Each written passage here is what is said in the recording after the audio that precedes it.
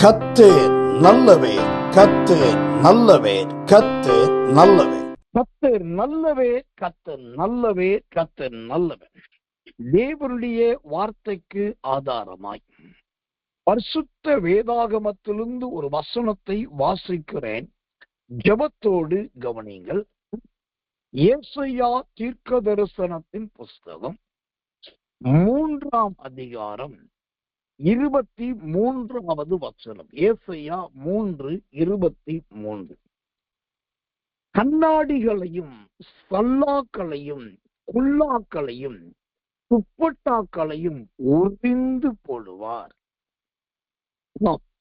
இந்த யோபு மன்னிக்கணும், இந்த ஏசாயா 3ஆம் அதிகாரம் 23வது வசனத்தை வாசிக்கும் போது அங்கு 1 கண்ணாடி, 2 சல்லாக்கள், 3வது குல்லாக்கள், 4வது துப்பட்டாக்கள், 4 பொருட்களை கொடுத்து சொல்லப்பட்டிருக்கிறது. இந்த 23வது வசனம். இந்த 4 பொருட்கள்ல முதல் பொருள் கண்ணாடி என்று சொல்லப்படுகிறது. இந்த கண்ணாடி என்றால் என்ன? இந்த கண்ணாடி என்பது எதை காண்பிக்கிறதா இருக்கிறது? கண்ணாடி என்று சொன்னால் இதற்கு ஒரு அர்த்தம் உண்டு. அப்ப கண்ணாடி என்றால் என்ன அர்த்தம்? சிலர் சொல்றாங்க முகமுகமாய் பார்ப்பது, அதனால அதுக்கு பேர் கண்ணாடி அப்படின்னு. ஆனா அது உண்மை கிடையாது. இந்த கண்ணாடி என்பதற்கு அருமையான ஒரு விளக்கத்தை வேதம் சொல்லுகிறது. அது என்ன விளக்கம்? 1 கொரிந்தியர் புஸ்தகம் 3ஆம் அதிகாரம் 12வது வசனம். 1 கொரிந்தியர் 3:12 வாசிக்கிறேன். 13:12 13ஆம் அதிகாரம் 12வது வசனத்தை வாசிக்கிறேன். ஜெபத்தோடு கவனிங்கள். கர்த்தருடைய நாமத்துக்கு மகிமையுள்ளது. இப்பொழுது கண்ணாடியிலே நிழலாட்டமாய் பார்க்கிறோம். ஆமென்.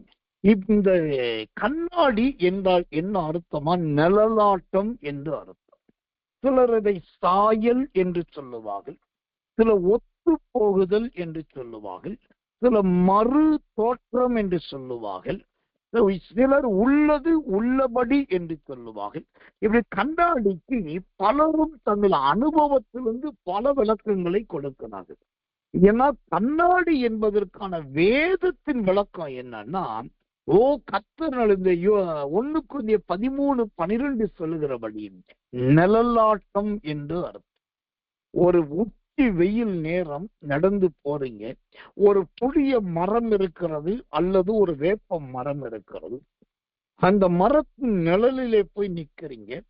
நீங்க பாத்தீங்கன்னா அந்த இடத்துல அந்த மேல இருக்கிற மரத்தின் கிளைகளுடைய நிழல் அப்படியே சாயல் கீழே விழுந்திருக்கும்.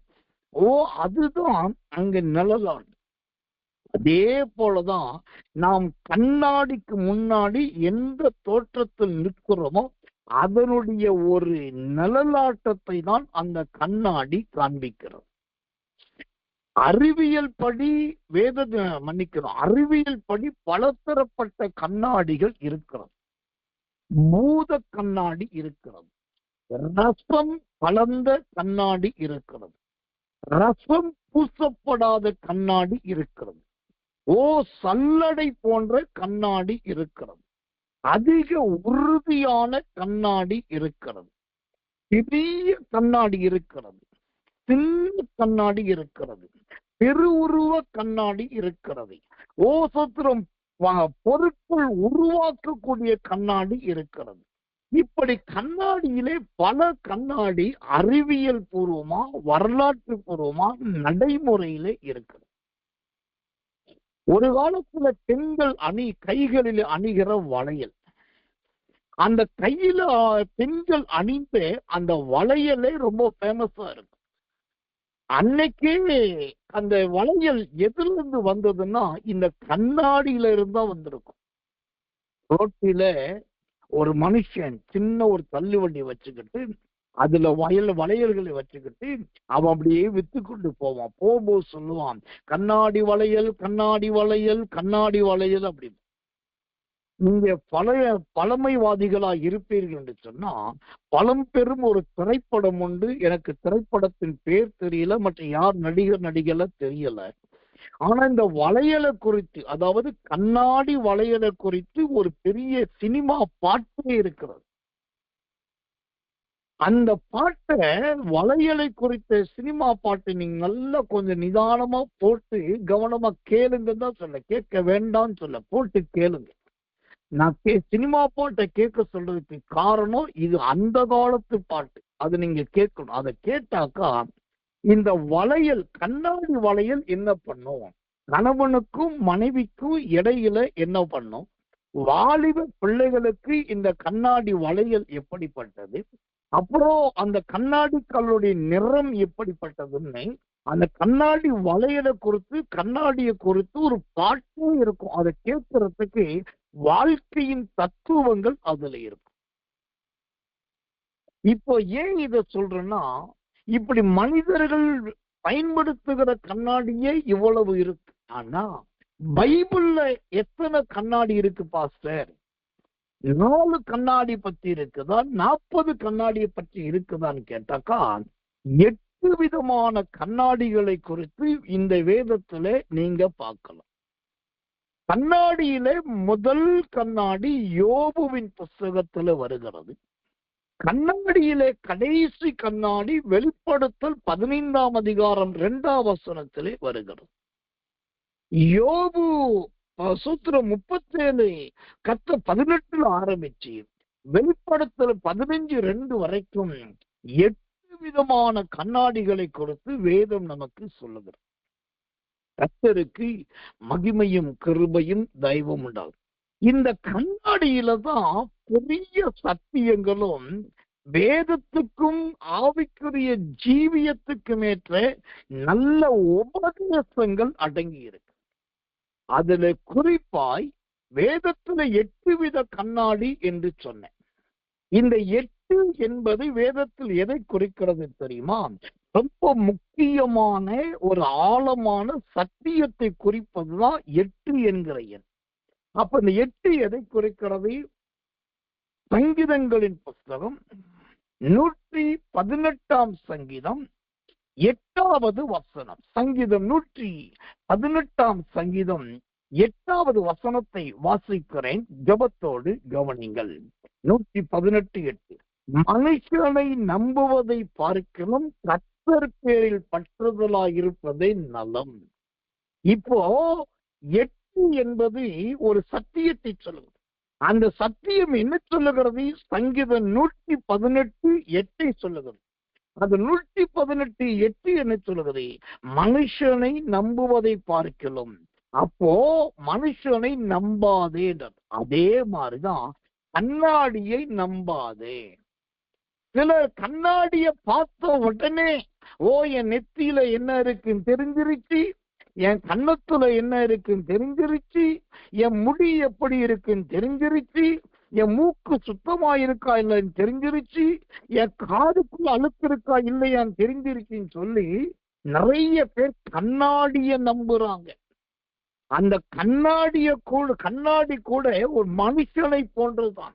நீங்க முன்னாடி எந்த ரூபத்துல போய் நிக்கிறீங்களோ அது அப்படியே காண்பிக்கும்.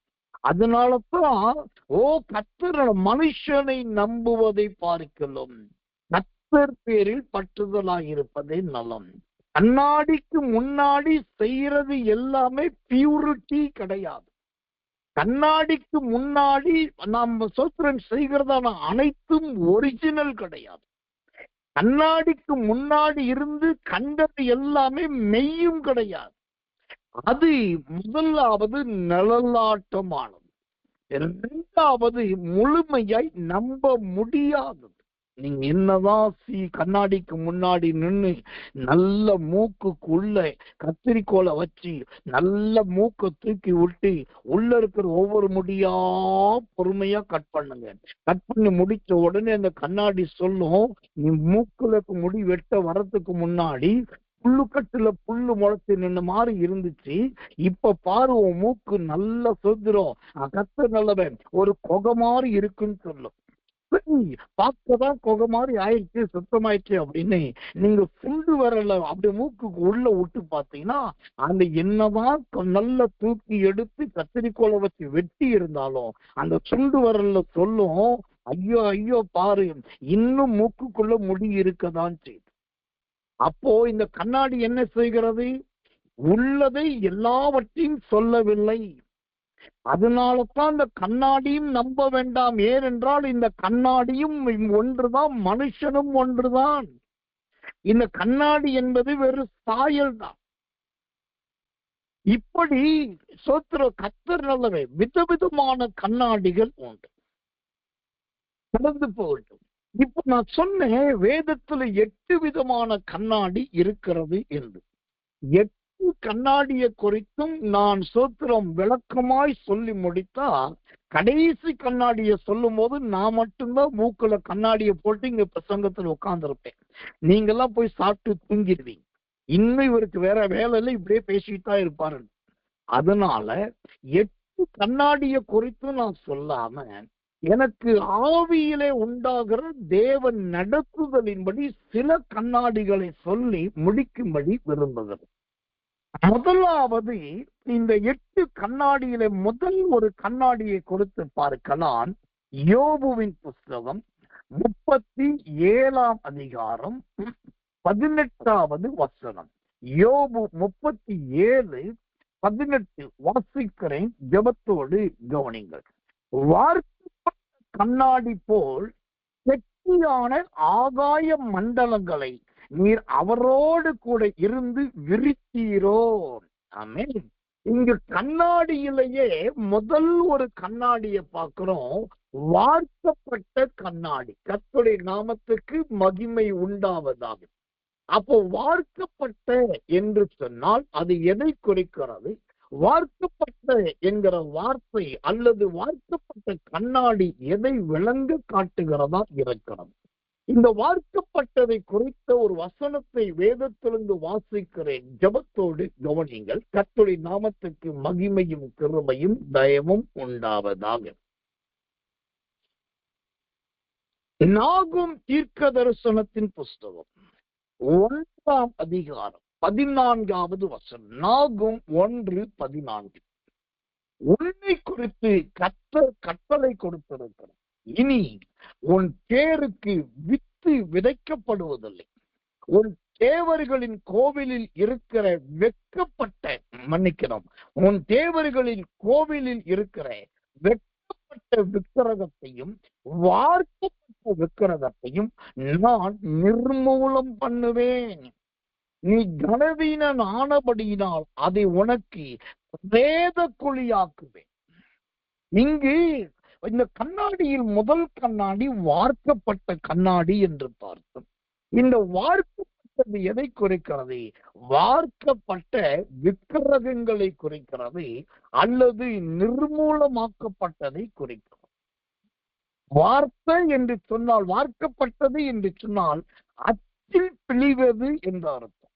நல்ல அழகான ஒரு பொம்மைய அச்சா செஞ்சு அந்த அச்சுல பாவ காட்சி ஊத்தினாலும் அல்லது களிமண்ண கரைச்சி ஊத்தினாலும் அல்லது ஈயத்த காட்சி ஊத்தினாலும் அந்த அச்சு எப்படி இருக்கிறதோ அப்படிதான் அதுல ஊற்றப்பட்ட அந்த திரவமும் அப்படியே உருவமாய் வெளியே வரும். இதுதான் வார்க்கப்படுது.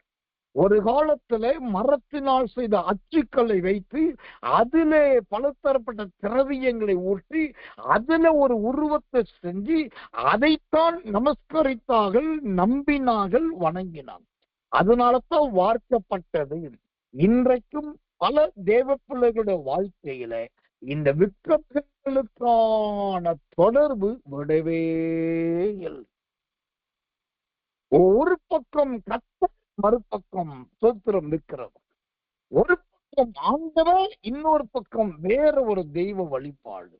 ஆண்டவர் சொல்லுகிறார், இந்த வார்க்கப்பட்ட கண்ணாடி உங்க ஜீவியத்துல வேண்டாம்.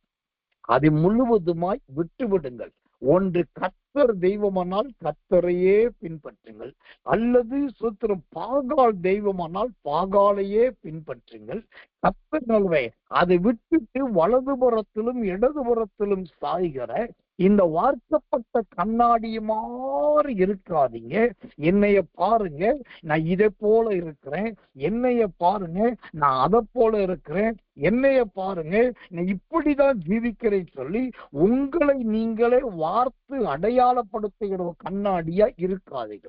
இந்த வார்க்கப்பட்டதை குறித்து இன்னொரு வசனத்தை வாசிக்கிறேன். வெளிப்படுத்தின விசேஷத்தின் புஸ்தகம் 14ஆம் அதிகாரம் 10வது வசனம். வெளிப்படுத்தல் 4:10.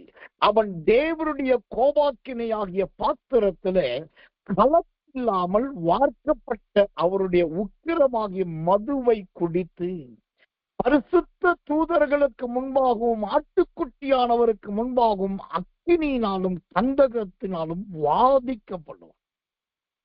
இங்கு தேவனுடைய எச்சரிப்பு ஒன்று வருகிறது. நீங்கள் கர்த்தருடைய பிள்ளையாயிருந்து கர்த்தரை ஆராதிக்கிறவராயிருந்து சத்தியத்தை குறித்து தெரிந்திருந்து ஊழியக்காரோட தொடர்பு இருந்துகிட்டு இன்னொரு பக்கத்துல ரகசியத்துல அந்தரங்கத்துல மறைவிடத்துல அவங்களுக்கு துக்கப்படுத்தக்கூடாது, இவங்களை வருத்தப்படுத்தக்கூடாது, அவங்களும் தேவைன்னு சொல்லி ஒரு வார்க்கப்பட்ட விக்கிரகத்தையோ அதுக்கான காரியத்தையோ நீங்க இடம் கொடுத்தீங்கன்னா இந்த வெளிப்படுத்தல் 14ஆம் அதிகாரம் 10ஆம் வசனம் சொல்லுகிறபடி ஒரு நேரம் வரும்போது வாதிக்கப்படுவீர்கள். அப்போ முதல் கண்ணாடி வார்ப்பிக்கப்பட்ட கண்ணாடி. அது 2 பக்கத்தை காண்பிக்கிறது. ஒரு பக்கம் தேவனுடைய பிள்ளை என்பதையும் மறுபக்கம் விக்கிரகத்துக்கு உரியவன் என்பதையும் 2 மாய்மால ஜீவியத்தை காண்பிக்கிறது. அதுதான் இந்த வார்ப்பிக்கப்பட்ட கண்ணாடி. இந்த நிலைமை இந்த கண்ணாடியாய் நம்முடைய வாழ்க்கை இருக்கக்கூடாது. ஒருவேளை கர்த்தருக்கு எதிரான விக்கிரகங்களோடு சம்பந்தமும் ஐக்கியமும் தொடர்பும் உங்களுக்குள் இருக்குமானால் தயவாய் சொல்லுகிறேன், இன்றைக்கே அதை விட்டு முழுவதுமாய் வெளியே வாருங்கள். கர்த்தர் நல்லவே, கர்த்தர் நல்லவே, கர்த்தர் நல்ல. இந்த கண்ணாடியிலே ஒரு கண்ணாடியை உங்களுக்கு நான் காண்பிக்கும்படி கர்த்தருக்குள் பிரயாசப்படுகிறேன்.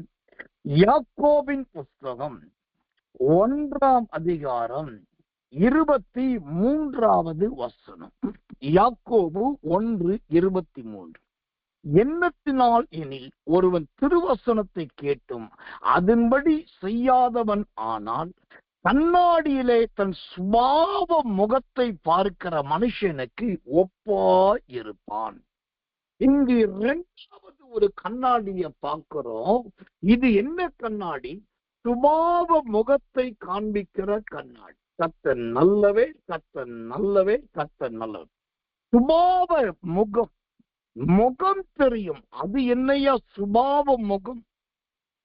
அந்த சுபாவ முகம் என்பது எதை காண்பிக்கிறது? கர்த்தருடைய நாமத்துக்கு மகிமை, கிருபை, தயை உண்டாவதாக. ஓ எனக்கன்பான தேவ பிள்ளைகளே, சிலர் நல்லா இருப்பாங்க. ஓ கர்த்தர் நல்லவே. அவங்களுடைய பேச்சும் அவங்களோட காரியமும் நமக்கு ரொம்ப கவரக்கூடியதா இருக்கும்.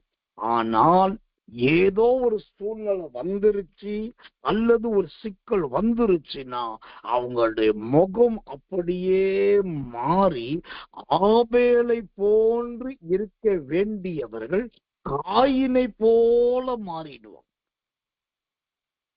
நல்ல கர்த்தர் நல்லவே பேதுருவை போல இருக்க வேண்டியவர்கள் யூதாசை போல மாறிவிடுவாங்க. அவங்க சுபாவத்தை காட்டிடுவாங்க. பேச்சோடு பேச்சா வாயில கெட்ட வார்த்தை பயங்கரமா வரும். பேரை பார்த்தீங்கன்னா வேதாகமத்தில் இருக்கிற விசுவாசிகளின் தகப்பனுடைய பேரா இருக்கும். பேரை பார்த்தீங்கன்னா இவள்தான் ஸ்திரீகளுக்கெல்லாம் தாய் என்று சொல்லப்படுகிற அந்த தாய்க்குரிய பேரா இருக்கும். ஆனால் திடீர் பார்த்தாங்க சுபாவம் மாறி இவங்க இன்னும் கிறிஸ்துவுக்காக சாகவே இல்லை, மாம்சம் சாகல, அவங்களுடைய ஆதி வித்து சாகல, ஜென்ம சுபாவம் சாகல என்பதை அழகாய் காட்டி விடுவார். என்னால் மறக்க முடியாத ஒரு சம்பவம். ஒரு முறை வெளி தேசத்துல வேலை செய்கிறதான ஒரு மனிதர், அவருடைய மனைவி பிள்ளைகள் இங்க இருந்தாங்க. அப்புறம் அவங்க திருமணமாகி குழந்தை பிறந்து ரொம்ப வருஷம் ஆயிடுச்சு.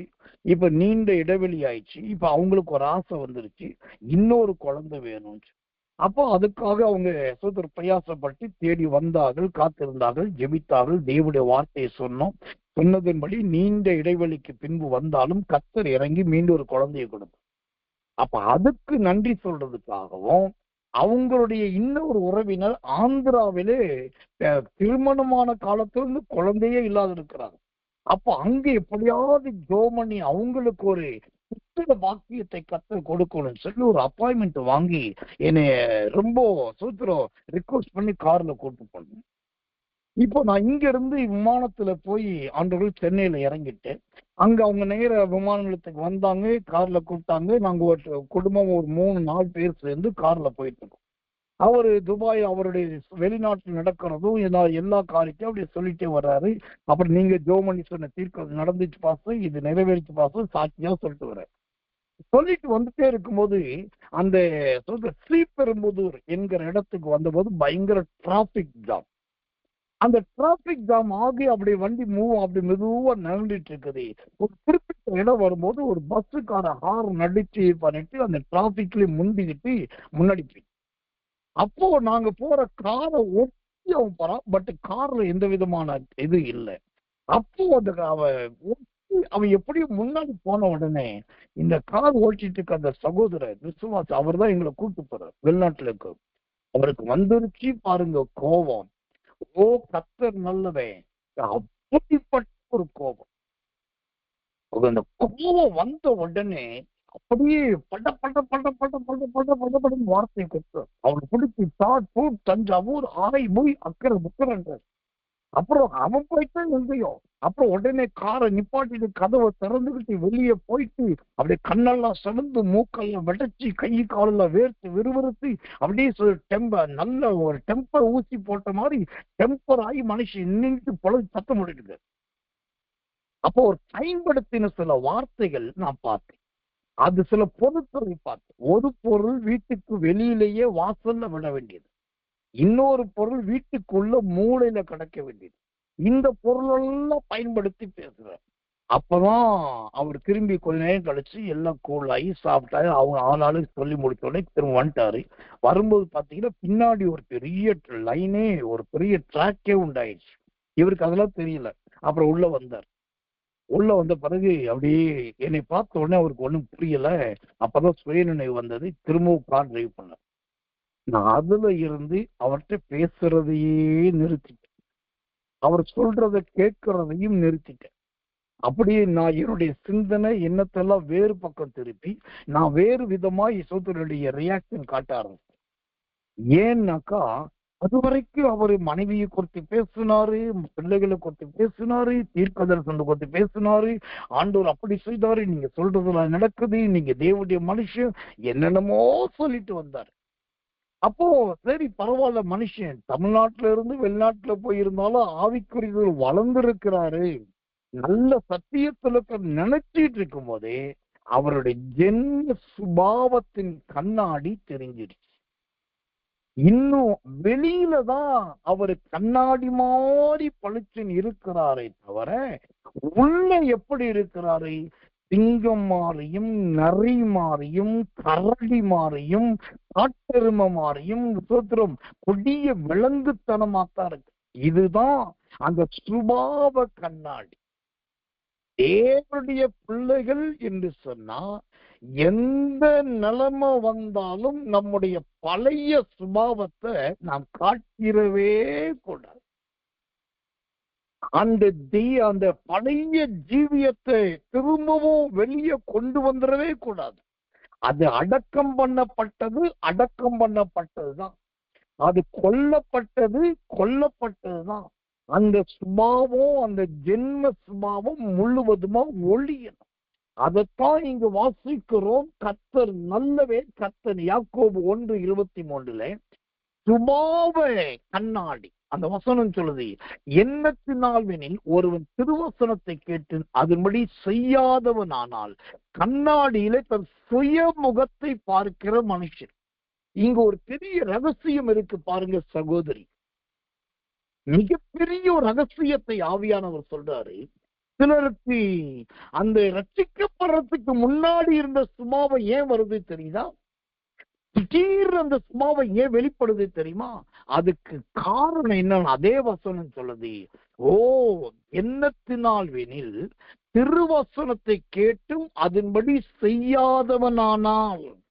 இந்த அடிக்கடி சுபாவத்தை காட்டுறவங்க, சுபாவ கண்ணாடி காட்டுறவங்க எப்படிப்பட்டவங்கன்னா, ஒழுங்கா தேவ வசனத்தை கேட்பாங்க, ஆனா கேட்கிற வசனத்தை வாழ்க்கையில கடைபிடிக்கவும் மாட்டாங்க. இன்னும் சொல்ல போனா வேதத்தை திறந்து படிக்கவும் மாட்டாங்க. வசனத்தை கர்த்தர் நல்ல வசனத்தின்படி நடப்பதும் கிடையாது, அல்லது குறைந்தபட்சம் அனுதினமும் வசனத்தை வாசிப்பதும் கிடையாது. இன்னைக்கு நான் சொல்றேன், நீங்க ஞானஸ்நானம் எடுத்திருக்கலாம், அபிஷேகம் பெற்றிருக்கலாம், திருவிருந்து எடுத்திருக்கலாம், அந்நிய பாஷை அடையாளத்தை பெற்றிருக்கலாம், வெளிப்பாடுகள் இருக்கலாம், ஊழியக்காரர்களா இருக்கலாம், நல்ல கிருபை பெற்றவங்களா இருக்கலாம். என்னதான் அடையாளங்கள் எல்லாம் இருந்தாலும் இந்த யாக்கோபு 1:23 சொல்லுகிறபடி தேவ வசனத்தை கேட்கணும், தேவ வசனத்தை கடைபிடிக்கணும், தேவ வசனத்தை வாசிக்கணும். இது 3 செஞ்சாதான் உங்க சுபாவம், அதாவது உங்க அந்த ஜென்ம சுபாவம் திரும்ப வராது. இன்னைக்கு பைபிள் படிக்கிறதே நிறைய பேருக்கு கஷ்டம், பைபிள் படிக்கிறதே நிறைய பேருக்கு வருத்தமா இருக்கு.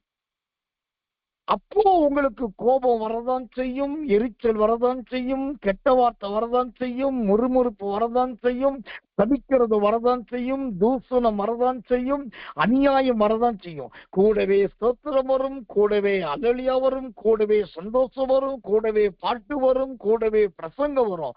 இது ரெண்டும் கலந்து இருக்கும். ஒன்றோடு ஒன்றா சாரப்பாம்பும் நல்ல பாம்பும் ஒன்றோடு ஒன்று கலந்து அது கொலாவுகிறது மாதிரி இங்க ஜென்ம சுபாவமும் ஆவிக்குரிய சுபாவமும் ஒன்னோடு ஒன்னா கலந்து ஒரு கண்ணாடி என்றால் ஒரு பக்கம் தான் தெரியணும், அது மறுபக்கம் தெரியக்கூடாது. அப்போ ஆனா சில கண்ணாடி இங்கிட்டு பார்த்தா அங்கிட்டும் தெரியும். அப்ப என்ன அர்த்தம்? ரசம் பூசப்படல, அந்த ரசம் தடவப்படாத கண்ணாடி. இப்படிதான் நிறைய பேரோட வாழ்க்கை. அப்போ தேவ பிள்ளைகள் வாழ்க்கையில 2வது கண்ணாடி சுபாவ கண்ணாடி, அந்த ஜென்ம சுபாவத்தின் ஜீவியம் நம்மட வாழ்க்கையில் இருக்கக்கூடாது. கர்த்தர் நல்லவே, கர்த்தர் நல்லவே, கர்த்தர் நல்லவே. முதலாவது பார்த்தோம் வார்க்கப்பட்ட கண்ணாடி. இரண்டாவதாக இந்த வசனம் சொல்லுகிறது சுபாவத்தின் கண்ணாடி. மூன்றாவது இன்னொரு கண்ணாடியை உங்களுக்கு கிருபையை முன்னிட்டு காண்பிக்கிறேன். கர்த்தரின் நாமம் உயர்த்தப்படுவதாக. கர்த்தர் நல்லவே, கர்த்தர் நல்லவே. சூத்திரம் வெளிப்படுத்தின விசேஷத்தின் புஸ்தகம் 15ஆம் அதிகாரம் 2வது வசனம். வெளிப்படுத்தல் 15:2 வாசிக்கிறேன், ஜெபத்தோடு கவனி. அன்றியும் அக்கினி கலந்த கண்ணாடி கடல் போன்ற ஒரு கடலையும் மிருகத்துக்கும் அதன் சொரூபத்திற்கும் அதன் முத்திரைக்கும் அதன் நாமத்தின் லக்கத்திற்கும் உள்ளாகாமல் ஜெயம் கொண்டவர்கள் தேவ சூத்திரம் சுரமண்டலங்களை பிடித்து கொண்டு அந்த கண்ணாடி கடல் அருகே நிற்கிறதையும் கண்டேன். இங்கு மூன்றாவதாக ஒரு கண்ணாடியை பார்க்கிறோம். இது என்ன கண்ணாடினாக்கா அக்கினி கலந்த கண்ணாடி. அது வசனம் சொல்லுகிறது அன்றியும் அக்கினி கலந்த கண்ணாடி. அப்படியானால் எனக்கன்பான தேவ பிள்ளைகளே, இந்த அக்கினி கலக்கிற அனுபவம் எதை குறிக்கிறதா இருக்கிறது? இந்த அக்கினி கலந்த கண்ணாடி என்பது சோத்திரம் எதை விளங்க காட்டுகிறதா இருக்கிறது? வேதத்திலிருந்து ஒரு வசனத்தை வாசிக்கிறேன். தேவனுடைய நாமத்துக்கு மகிமையும் கிருபையும் தயவும் உண்டாவதாக. இந்த அக்கினி கலந்த அனுபவம் நம்முடைய வாழ்க்கையில எதற்கு இணையா இருக்கிறது? கர்த்தர் நல்லவே, கர்த்தர் நல்லவே, கர்த்தர் நல்லவே. வாசிக்கிறேன் தேவனுடைய நாமத்துக்கு நல்லவன். வெளிப்படுத்தின விசேஷத்தின் புஸ்தகம் 19ஆம் அதிகாரம் 20வது வசனம். வெளிப்படுத்தல் 19:20. அப்பொழுது மிருகம் பிடிக்கப்பட்டது, மிருகத்தின் முன்பாக செய்த அற்புதங்களால் அதன் முத்திரையை தரித்தவர்களையும் அதன் சொரூபத்தை வணங்கினவர்களையும் மோசம் போக்கின கள்ள தீர்க்கதரிசியும் கூட பிடிக்கப்பட்டான்.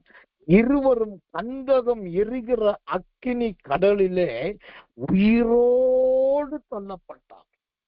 முதலாவது பார்க்கிறோம் அந்த வெளிப்படுத்தல் 15:2 அது அக்கினி கலந்த கண்ணாடி கடல். இங்க இன்னொரு கண்ணாடி கடலை பார்க்கிறோம். எரிகிற அக்கினி கடல் உயிரோடு தள்ளப்பட்டார். இப்போ நாம் பார்க்கிற கண்ணாடியிலே மூன்றாவது கண்ணாடி அக்கினி கலந்த கண்ணாடி. இந்த அக்கினி கலந்த அனுபவம் என்பது என்ன? ஒரு தேவனுடைய மனுஷன், ஒரு தேவனுடைய மனுஷி, ஒரு கர்த்தருடைய பிள்ளை, ஒரு விசுவாச தேவச்சனோ எப்போதும் எப்படி இருக்கணும்னா நல்ல அக்கினி கலந்தவர்களாய் இருக்கணும். நெருப்பு மாறி இருக்கணும். நெருப்பு கலந்ததை போல நம்முடைய ஜீவியம் காணப்படணும். ஆவியிலே தளர்ந்து போயிருக்க கூடாது. ஆத்துமாவிலே விடாய்த்து போயிருக்க கூடாது. உள்ளத்திலே கலங்கி போயிருக்க கூடாது. கை கால்களிலே சோர்ந்து போயிருக்க கூடாது. ஒரு அக்கினியை போலவும் அக்கினி கலந்த கடலை போலவும் காணப்படணும். அப்போ இந்த அக்கினி கலந்த கண்ணாடி எதை குறிக்கிறது தெரியுமா?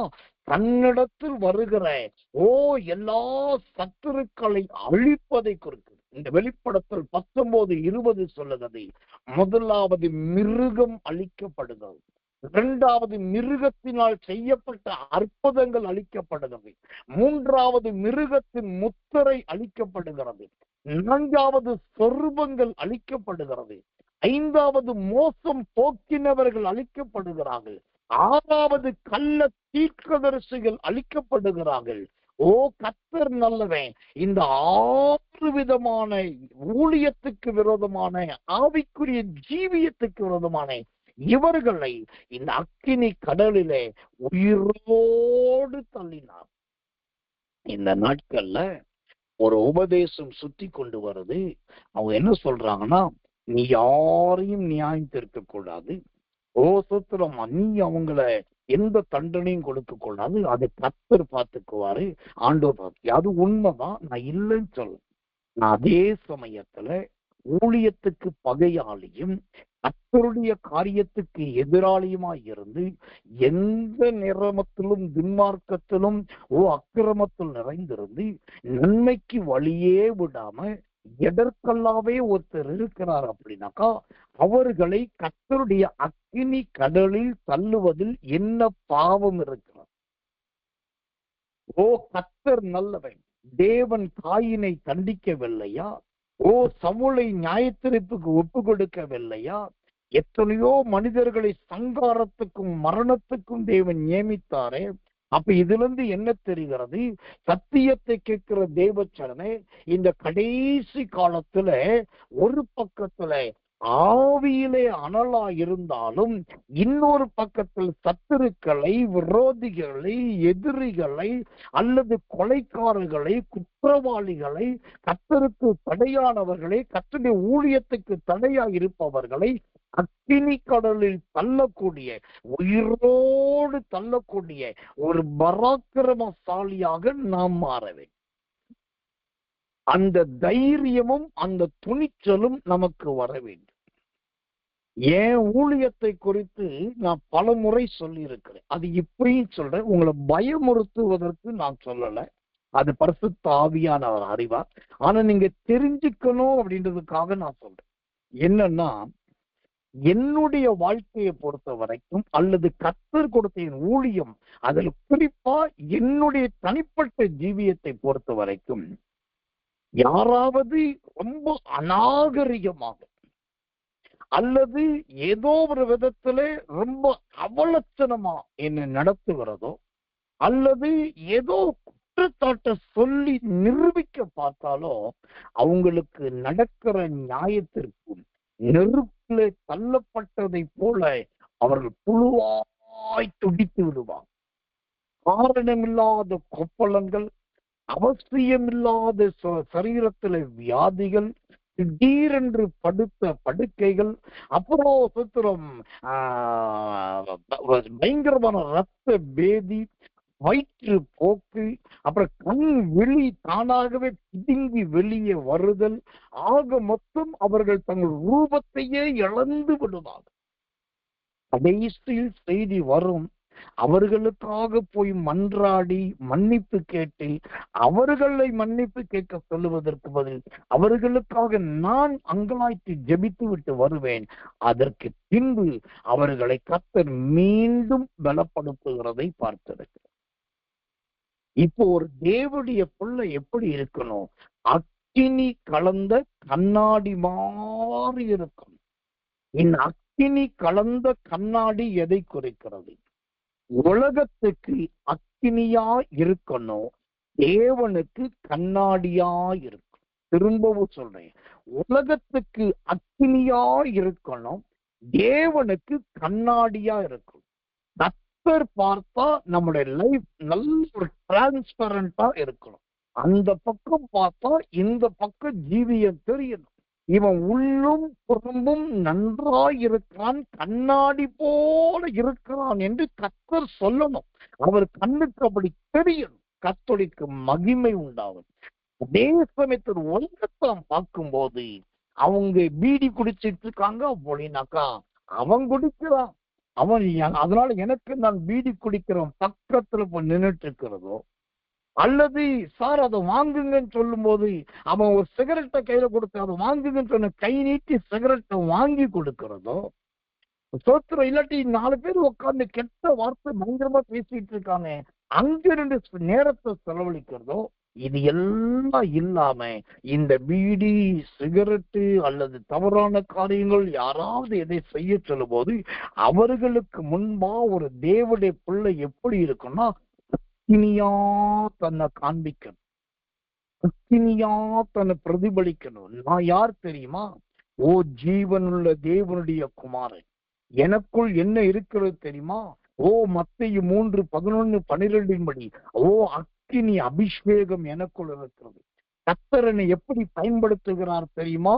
ஓசத்திரம் மந்திரவாதிகளின் புத்தகங்களை எரிக்கக்கூடியவராய் என்னை பயன்படுத்துகிறார். இப்படி மற்றவர்கள் சொல்லக்கூடிய அளவுக்கு, மற்றவர்கள் பார்க்கக்கூடிய அளவுக்கு நீங்கள் கண்ணாடி, அந்த அக்கினி கலந்த கண்ணாடியா இருக்கும். திரும்பவும் சொல்றேன், இந்த அக்கினி கலந்த கண்ணாடி எதை குறிக்கிறது? உலகத்துக்கு நீங்க அக்கினியாகவும் தேவனுக்கு முன்பாகவும் கண்ணாடியாகவும் உங்களை வெளிப்படுத்தும். கலங்கமில்லாத கண்ணாடி, ஓ கலப்படம் இல்லாத கண்ணாடி. இப்ப கன்னியாகுமரியில விவேகானந்தர் மண்டபத்துக்கும் திருவள்ளுவருடைய சிலைக்கு இடையில ஒரு பெரிய பாலம் போட்டிருக்காங்க. அந்த பாலம் முழுவதுமே முழுக்க கண்ணாடியினால் செய்த பாலம். அந்த பாலத்துல நீங்க நடந்து போனீங்கன்னா கீழே இருக்க கடல் தெரியும், கடலுக்கு உள்ள இருக்கிற பாறை தெரியும், பாறைக்கு மேல இருக்கிற பாசி தெரியும், அந்த பாசிக்கு உள்ள இருக்கிற நத்தைகள் ஓடுகள் எல்லாமே தெரியும், கடலுக்கு ஆழத்துல இருக்கிறதெல்லாம் நல்லா தெரியும். இப்ப அந்த கண்ணாடி என்ன சொல்லுது? ஓ கர்த்தர் கடலுக்கு அடியில இருக்கிறதெல்லாம் நான் காட்டுறேன், ஓ நீ தண்ணிக்குள்ள இறங்கி பார்க்க முடியாதத கண்ணாடிக்கு மேல இருந்து பாருன்னு அந்த கண்ணாடி சொல்லுது. அதே மாதிரிதான் உலகத்தாருக்கு நான் அக்கினி கலந்த கண்ணாடியா இருக்கணும், தேவனுக்கு சுத்தமான கண்ணாடியா இருக்கணும். இதைத்தான் கடந்த கால பரிசுத்தவான்கள் சபைகளுக்கு கற்றுக் கொடுத்தார். இதைத்தான் கடந்த கால பரிசுத்தவான்கள் ஜனங்களுக்கு கற்றுக் கொடுத்தாங்க. கடந்த கால ஊழியக்காரர்ல பாத்தீங்கன்னா மேடையில பார்த்தா சிங்கம் மாறியும் கரடி மாதிரிதான் இருப்பாங்க. அவங்கள பார்த்தாலே பயமா இருக்கும், வாயில வர்ற வார்த்தையில பார்த்தா சாட்ட மாதிரி இருக்கும். ஆனா அதே ஊழியக்காரனை பிரசங்கம் முடிஞ்சு ஆலயம் முடிஞ்சு ஒரு மணி நேரம் 2 மணி நேரம் கழிச்சு நீங்க போய் பார்த்தீங்கன்னா அவங்க பேசுறதே இந்த பூனையும் பால் குடிக்குமான்னு சொல்லக்கூடிய அளவுக்கு மௌனமா தான் பேசுவாங்க. எங்க அந்த கர்ச்சனை இப்போ இல்லை, எங்க அந்த சத்தம் இப்ப இல்லை, எங்க அந்த கோபம் இப்ப இல்லை, எங்க அந்த கண்டிப்பு இப்போ இல்லை. ஏன்னா அது அக்கினி கலந்த கண்ணாடி. இப்ப எப்படி இருக்கீங்க? இப்ப நான் வெறும் கர்த்தருடைய கண்ணாடியா இருக்கு. ஒரு தேவனுடைய பிள்ளைகள் இப்படிதான் இருக்க தெரியும். இயேசு கிறிஸ்துவை பாருங்கள், பார்வோனிடம் ஏரோதினிடத்தில் போகும்போது, அர்க்கேலையு ராஜாவினிடத்தில் போகும்போது, மற்றொரு ஏரோதினிடத்தில் போகும்போது, அண்ணாவினிடத்தில் போகும்போது, காய்வாவினிடத்தில் போகும்போது, அவர் அக்கினி கலந்த கண்ணாடியை போல பகிரங்கமாய் பேசினார். ஆனா அதே தேவன் ஜனங்களை பார்க்கும்போது தன்னை கண்ணாடியை போல காண்பித்து, நானும் உங்கள் தேவன்தான், நானும் உங்களில் ஒருவன் தான் என்று அவர் அன்பின் கண்ணாடியை காண்பித்தார். இப்படிப்பட்ட சமயத்துக்கேற்றபடி ஞானார்த்தமாய் நடக்கிற நல்ல ஒரு முதிர்ச்சி நமக்கு வேணும், நல்ல ஒரு பக்குவம் நமக்கு வேண்டும். கர்த்தருடைய நாமத்துக்கு மகிமை, கிருபை, தயை உண்டாவதாக. முதலாவது வார்க்கப்பட்ட கண்ணாடி என்று பார்த்தோம். இரண்டாவதாக கர்த்தர் நல்லவன், சுதந்திரம், சுபாவத்தின் கண்ணாடியை கர்த்தர் நமக்கு அழகாய் சொல்லிக் கொடுத்தார். கர்த்தருக்கு மகிமை. மூன்றாவதாக அக்கினி கலந்த கண்ணாடியை குறித்து நாம் கற்றுக்கொண்டோம். நான்காவதாக இந்த கண்ணாடியிலே இன்னொரு நல்ல கண்ணாடியை உங்களுக்கு நான் காண்பிக்க விரும்புகிறேன். அந்த நல்ல கண்ணாடி என்ன தெரியுமா? வெளிப்படுத்தின விசேஷம் அதே 15ஆம் அதிகாரம், அதே 2வது வசனம். வெளிப்படுத்தல் அந்த சோத்திர 15, கர்த்தர் நல்லவன், கர்த்தருடைய நாமத்துக்கு அதே வசனம் சொல்லுவது, கர்த்தர்களை. இப்ப அந்த கண்ணாடி எப்படி இருக்குன்னாக்கா, அது நல்ல சுரமண்டலத்துக்கு ஒப்பாய் இருக்கிறது. சுரமண்டலம் போன்ற கண்ணாடி. கர்த்தருடைய நாமத்துக்கு மகிமையும் கிருபையும் தயவும் நான் வாசிக்கிறேன். வெளிப்படுத்தல் 15:2. அன்றியும் அக்கினி கலந்த கண்ணாடி கடல் போன்ற ஒரு கடலையும், மிருகத்திற்கும் அதன் சொரூபத்திற்கும் அதன் முத்திரைக்கும் அதன் நாமத்தின் லக்கத்திற்கும் உள்ளாகாமல் ஜெயம் கொண்டவர்கள் தேவ சுரமண்டலங்களை பிடித்து கொண்டு அந்த கண்ணாடி கடல் அருகே நிற்கிறதை கண்டேன். சுரமண்டலங்களை பிடித்து கொண்டு கண்ணாடி கடல் அருகே நிற்கிறதை கண்டேன். இப்போ இங்கு 4வது ஒரு கண்ணாடியை பார்க்கிறோம். இது என்ன கண்ணாடினாக்கா, சுரமண்டல கண்ணாடி. கர்த்தருடைய நாமத்துக்கு மகிமை, கிருபை, தயை உண்டாவது. எனக்கன்பான தேவச்சனமே, இந்த சுரமண்டலம் என்பது எதை குறிக்கிறது? இந்த சுரமண்டலம் என்பது எதை காண்பிக்கிறதா இருக்கிறது? கர்த்தருடைய நாமத்துக்கு மகிமை, தயை உண்டாவதாக. வாசிக்கிறேன். இந்த சுரமண்டலத்தை குறித்து அழகான ஒரு வசனத்தை வாசிக்கிறேன். ஜெபத்தோடு கவனிங்கள். 1 சாமுவேலின் புஸ்தகம்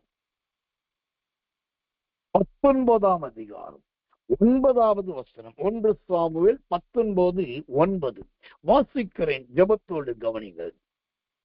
கர்த்தரால் விடப்பட்ட பொல்லாத ஆவி சவுலின் மேல் வந்தது.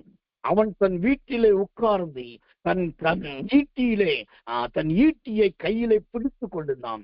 தாவீது தன் கையினாலே சுரமண்டலம் வாசித்தான். அல்லேலூயா. இப்போ 4வது கண்ணாடி சுரமண்டலத்தின் கண்ணாடி. இந்த சுரமண்டலம் என்பது எதை குறிக்கிறது? எல்லாரும் சொல்லுவாங்க, சங்கீதம் 148, 49, 150 படிச்சு பாருங்க. சுரமண்டலம் என்று சொன்னால் கர்த்தரை துதிக்கிற துதி, சுரமண்டலம் என்று சொன்னால் புது பாட்டு, சுரமண்டலம் என்று சொன்னால் 10 நரம்பு வீணை, சுரமண்டலம் என்று சொன்னால் நல்ல இசை, அதுதான் கர்த்தருடைய மகிமையை குறிக்குன்னு சொல்லுவாங்க. ஆனா இங்கு சொல்லப்படுகிற சுரமண்டலம் என்பது எதை குறிக்கிறது தெரியுமா? தாவீதின் கையில சுரமண்டலத்தை வச்சு அவன் வாசித்த போது சவுலுக்குள் இருந்த ஆவி வெளியே புறப்பட்டது. இதுதான் அன்னைக்கு இருந்த இசை வாசிக்கிறவருடைய கிருபையா இருந்தது.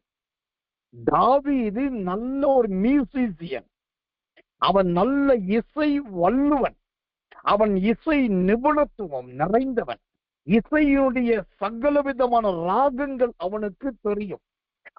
சோத்திரம், ஆரோகணங்கள் அவனுக்கு தெரியும், கீதங்களும் கீர்த்தனைகளும் அவனுக்கு தெரியும், நல்ல சங்கீதங்கள் அவனுக்கு தெரியும். அப்போ இசையை குறித்து எல்லாம் தெரிந்தவன் இந்த தாவீது. அப்படிப்பட்ட தாவீது அந்த சுரமண்டலத்தை வாசித்த உடனே சவுலுக்குள் இருந்த அசுத்தாவி வெளியே போக ஆரம்பித்தது. இப்ப நல்லா கவனிக்கணும். ஒரு காலத்துல இசை வாசிக்கிற தாவீது அசுத்தாவி ஓடக்கூடிய அளவுக்கு இசையை வாசித்தார். ஆனா இன்றைக்கு நீங்க பெரிய பெரிய கீபோர்டு போடுறவங்களை பாருங்க, டேம்பரின் போடுறவங்களை பாருங்க, மல்கூஸ் வாசிக்கிறவங்களை பாருங்க, ட்ரம் வாசிக்கிறவங்களை பாருங்க, சோத்திர பேடு போடுறவங்களை பாருங்க, சோத்திர கிட்டார் வாசிக்கிறவங்களை பாருங்க, வயலின் வாசிக்கிறவங்களை பாருங்க. வெத்தவ வாயில வெத்தலை பாக்கு வச்ச மாதிரிதான் அப்படின்னு சொல்லி ஒருத்தனுக்கு உடம்புல சொறி வந்தா எப்படி 5 விரலை வச்சு சொறிவானோ அந்த மாதிரிதான் இன்னைக்கு நிறைய பேருடைய இசை இருக்கிறது. ஆனால் தாவீதின் கையில் இருந்த அந்த சுரமண்டலம் ஒரு மனுஷனுக்கு இருக்கிற அசுத்தாவியை திறத்துகிறதா இருந்தது. அதுதான் இந்த சுரமண்டலம். சுரமண்டலத்தின் கண்ணாடி. இந்த கண்ணாடி எதை குறிக்கிறது? தன்னுடைய தலைவன், தன்னுடைய ராஜா, தன்னுடைய தேசத்தின் அதிபதி எவ்வளவு பலவீனப்பட்டிருந்தாலும் நான் போய் சுரமண்டலம் என்கிற கண்ணாடியை காமிச்சா போதும், அந்த மனிதன் சுகமாக்கி விடுவோம். இந்த கிருபை இசை வாசிக்கிறவர்களுக்கு வேணும், கிட்டார் போடுறவங்களுக்கு வேணும், கீபோர்டு போடுறவங்களுக்கு வேணும், நல்ல வாசிக்கிறவங்களுக்கு வேணும். ஆண்டவரே, நான் இசைக்கருவிகளை வாசிக்கும் போது ஆவிகள் புறப்பட வேண்டும், அந்தகாரத்தின் ஆவிகள் அலைக்கழித்து ஓட வேண்டும். அப்போஸ்தலர் நடபடிகள் புஸ்தகம் 8ஆம் அதிகாரம் 6, 7, 8 3 வசனங்களை வாசித்து பாருங்க. அவர்களிலிருந்து ஆவிகள் அவர்களை விட்டு சத்தமிட்டு புறப்பட்டன என்று பைபிள் சொல்லுது. 1 யோவான் 3ஆம் அதிகாரம் 8ஆம் வசனத்தை படிச்சு பாருங்க. பிசாசின் கிரியைகளை அழிக்கும்படிக்கு தேவனுடைய குமாரன் வெளிப்பட்டார்.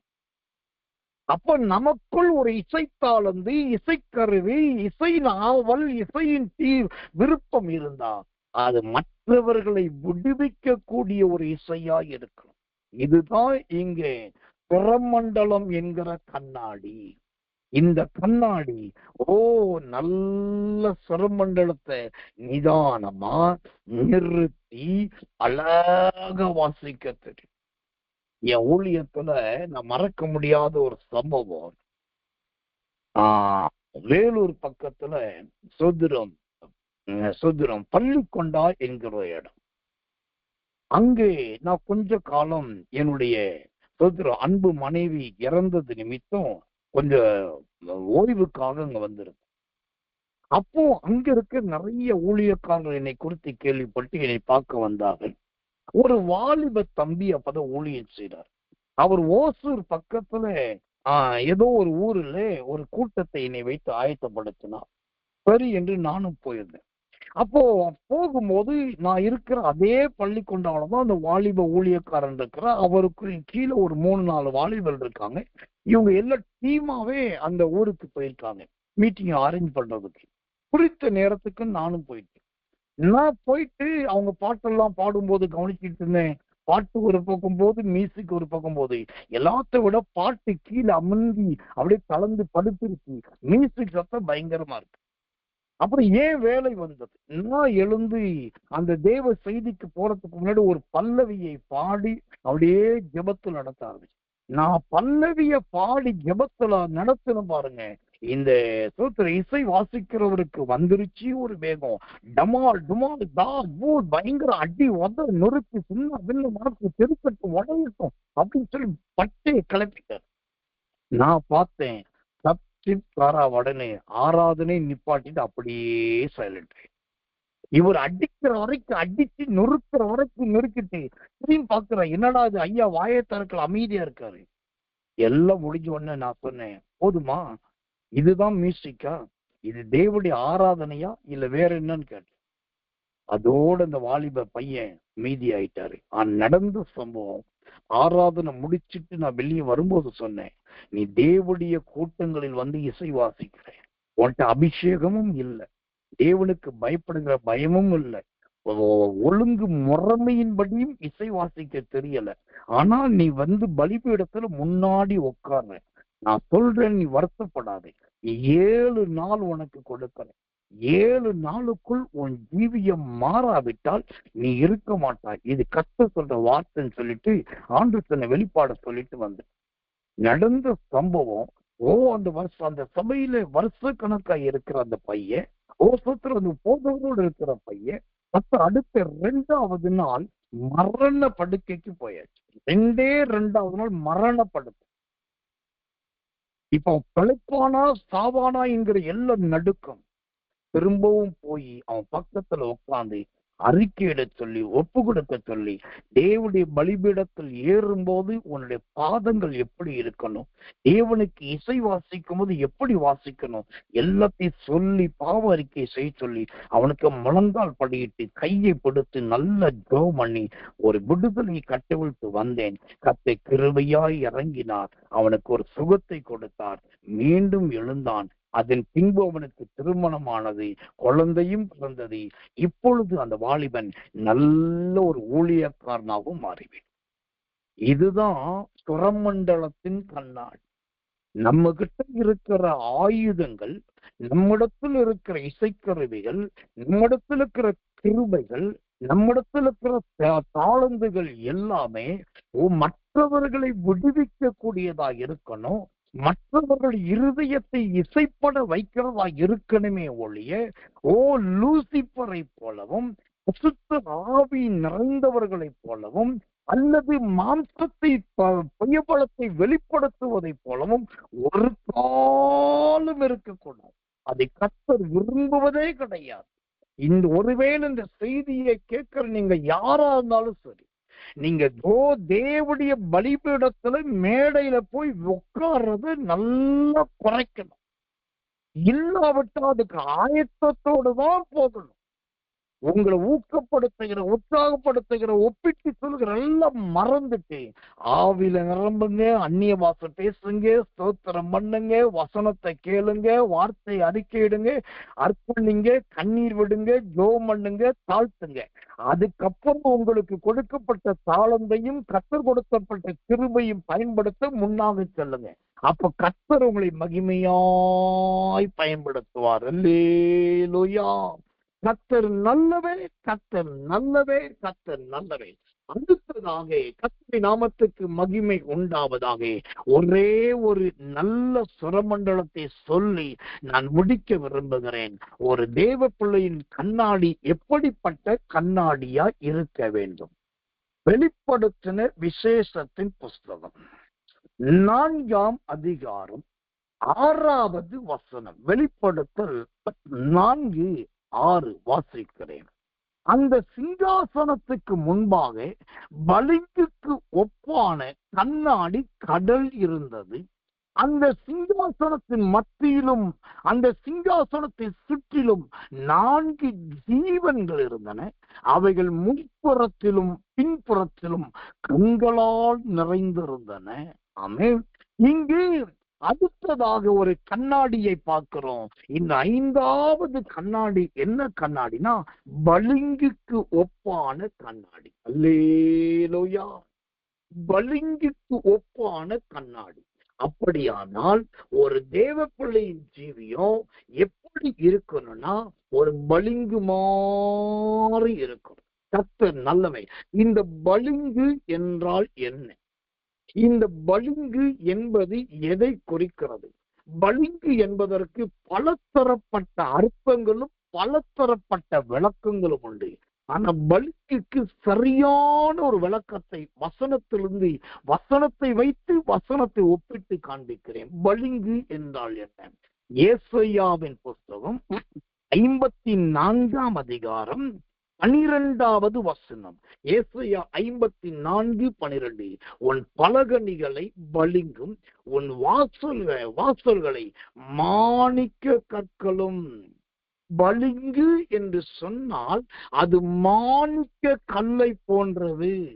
அப்போ ஒரு தேவ மனுஷனுடைய ஜீவியம் கண்ணாடியா இருக்கணும்னா ஒன்று, அவர்கள் பளிங்கை போல இருக்கணும். அந்த பளிங்கு என்பது என்ன? நல்ல மாணிக்க கல்லு. இந்த மாணிக்க கல் என்பது எதை குறிக்கிறது? அளவிட முடியாத விலையேற பெற்ற அனுபவத்தை குறிக்கிறது. அதனாலதான் யோபு 28:17 சொல்லுது, பொன்னும் பளிங்கும். பொன்னும் பளிங்கும். இந்த பளிங்க பொன்னோடு ஒப்பிடுகிறார். அப்போ ஒரு தேவ பிள்ளையின் ஜீவியம் நல்ல கண்ணாடியா இருக்கணும். எப்படி இருக்கணும்? ஒரு விலையேற பெற்ற கண்ணாடியா இருக்கணும். ஈரல் விழுந்த கண்ணாடியா இருக்கக்கூடாது. சிலர் பைபிள் படிக்கிறதுக்கு வச்சிருக்கிற ரீடிங் கிளாஸ படுத்திருக்கு. அந்த ரீடிங் கிளாஸ வச்சு அவங்களுடைய ஜீவியத்தை அப்படியே சொல்லிடலாம். இவங்க எத்தனை கிறிஸ்துவ மாதிரி இருக்காங்க, எத்தனை கோணல் மாணல் இருக்காங்க, வாழ்க்கையில எத்தனை சிக்கல் இருக்காங்க, அவங்க படிக்கிற பைபிள் படிக்கிற இல்லாட்டி புக் நோட் படிக்கிற ரீடிங் கிளாஸ வச்சே சொல்லலாம். அதுல அங்க வளைவு இருக்கும், நெரிசல் இருக்கும், ஒரு பக்கம் கோடு இருக்கும், ஒரு பக்கம் சேடோ விழுந்திருக்கும், மறுபக்கத்துல கண்ணாடி சேஞ்ச் இருக்கும். ஐயோ, அதை எடுத்து பார்த்தாக்கா நமக்கு ஒண்ணுமே தெரியாது. ஆனா அவங்க அதைத்தான் வச்சு படிப்பாங்க. இது தேறின தேவ பிள்ளைகளுக்கு அழகு அல்ல. உங்களை ஆண்டவர் இன்றைக்கு எப்படி மாற்ற விரும்புகிறார்? பளிங்கு போன்ற கண்ணாடியா. இந்த பளிங்கு என்பது நல்ல மாணிக்க கல்லை குறிக்கிறது. மாணிக்க கல் என்பது கிரீடத்தில் சூட்டப்படுகிற மகுடத்தின் கல்லை குறிக்கிறது. அப்படின்னா ஒரு ஊழியக்காரன், ஒரு ஊழியக்காரி, ஒரு விசுவாசி, ஒரு தேவ பிள்ளை எப்படி இருக்கணும்? நல்ல பளிங்கு போல கண்ணாடியா இருக்கணும். மாணிக்கத்தை போல வெளியேற பெற்றவர்களா இருக்கணும். கிரீடத்துக்கு ஒப்பா உயர்த்தப்பட்டவர்களா இருக்கணும். அவர்கள்தான் பளிங்கு என்கிற கண்ணாடிக்கு ஒப்பானவர். இன்னும் நீங்க கடன்ல தான் இருக்கீங்க. ரசிக்கப்பட்டாச்சு, எத்தனையோ வாக்கு தத்தம் கிடைக்குது, நிறைய ஊழியக்காட்டை தீர்க்க தரிசனம் கேட்கறீங்க, நிறைய கூட்டங்கள்ல பலவிதமான கூட்டங்களை கலந்துக்கிறீங்க. ஆனா கடனே தீரல அப்படின்னா நீங்க இன்னும் பளிங்கா மாறல. நீங்க ஜிகு ஜிகு ஜிகு ஜிகு ஜிகு ஜிகுன்னு சேலை உடுத்தலாம், பல பல பல பல பல பல மினுக்கிற சட்டையை போடலாம். என்னதான் போட்டாலும் உள்ளே உங்களுடைய ஜீவியம் பளிங்கை போல இருக்க வேண்டும், மாணிக்கத்தை போல இருக்க வேண்டும் என்று கர்த்தர் விரும்புகிறான். அது கடன் இல்லாத வாழ்க்கை, யாருக்கும் அடிமை இல்லாத வாழ்க்கை, சுதந்திரமான ஒரு ஜீவியம், உயர்த்தப்பட்ட ஜீவியம். அதுதான் இந்த அருமையான சூத்திரம் பளிங்கு போன்ற கண்ணாடி.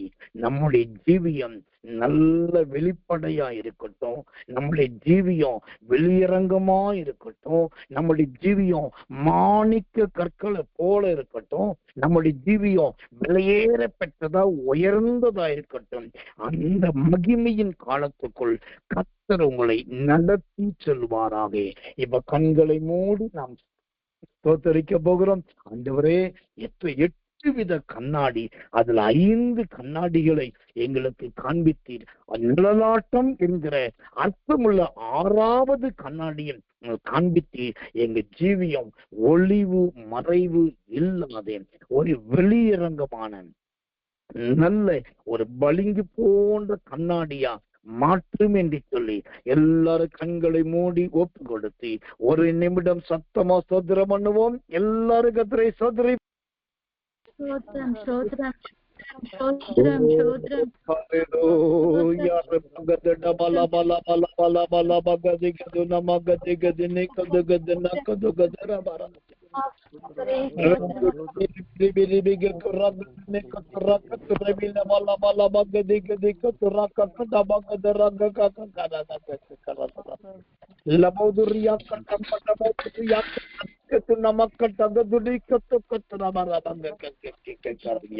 கிருபையே ஸ்தோத்திரம் ஸ்தோத்திரம் ஸ்தோத்திரம் ஸ்தோத்திரம் ஸ்தோத்திரம் ஸ்தோத்திரம் ஸ்தோத்திரம் ஐயா ஸ்தோத்திரம் ஐயா ஸ்தோத்திரம் ஐயா.